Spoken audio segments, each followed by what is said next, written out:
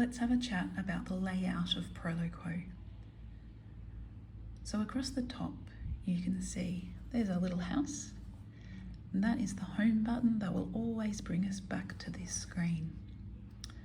On the home screen there are the words that are most commonly used and the words that we might need to access often or quickly.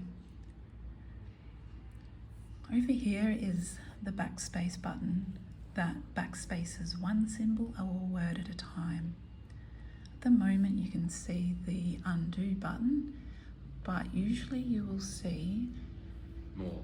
The delete button, so that's the bin which deletes the entire contents rather than one word. So words in Proloquo are arranged into colours. The colours are about the type of word, usually. So each of these little tabs across the top opens up more of the type of word that is with the colour. So orange words are pronouns like I, you, this, that, or if we open up more, there's they or each. Only. Oops, I've touched the wrong one, so backspace, each.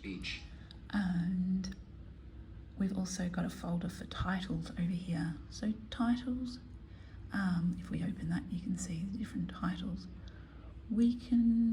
So each time you see a little line at the top of a box or a square, that means that's a folder that can be opened. So the pink words are action words. So there's two lots of pink words. If we open them, there are some folders within the pink words, but all of the action words are under the pink words. The words in Proloquo are arranged into concepts. So open and close are next to each other. Like, hate, love are next to each other. You'll also notice that down the side here we can see words that are similar to the symbol that we've pressed. So for love we've got adore or care or cherish. So I'm going to press cherish. It just gives more vocabulary. So across to green words, these are locations words. So we've got high and low next to each other. We've got out, on and off near each other. We've got without and without next to each other. And then if you press the arrow across, there's more. Then we go across to blue words. So blue words are describing words. We might want to say something like old. Or we might want to say something's big or little. Also in blue words we've got opinions. So there's some lovely words in here like weird and awesome. Also in blue words we have feelings, colours and shapes. And of course there are more across there. If we go across to grey words, these are question words. So who, what, why, where, when, who, and there's also a question mark in here so that we can make a sentence into a question. So even if we were using a single word still, we could make it into a question. So go, question mark, go, and it's a question.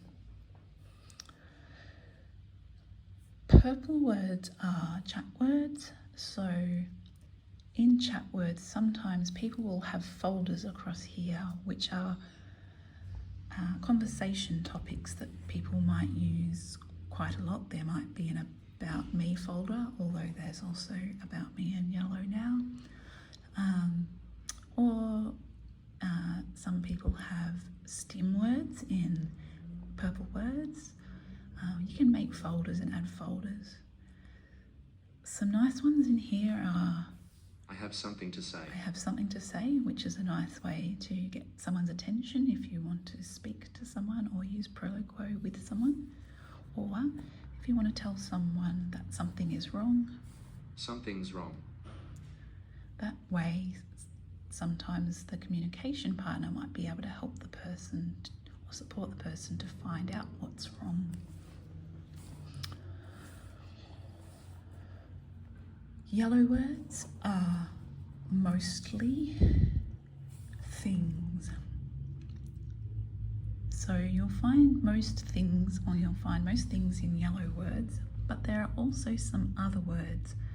So describing words can be in here when they are closely linked to a topic. For example, if I go in, we've got in nature words, we've got things like land or hill. If we go into weather and climate, sunny, for example, is Sunny. a describing word that is closely linked to that topic. The yellow words, the folders within yellow words are also arranged roughly into where you might find things. So, as I understand it, the top row of yellow concepts are probably the most commonly used topics. Sorry, I should have said topics. So the top row are the most commonly used topics. The second row seem to be words that might be used in school, so school and different subjects, but of course there are also words in there that you would use in other settings, such as you're not always going to be talking about nature or weather and climate in the context of school. The third row seem to be related to work, but there's arts in there, which also includes music, so that's quite a loose connection. And the last row seem to be quite random.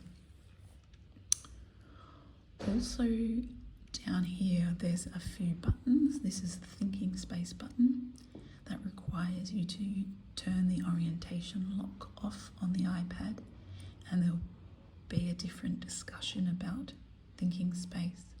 This one brings up the keyboard. This one gives us the opportunity to search for a word.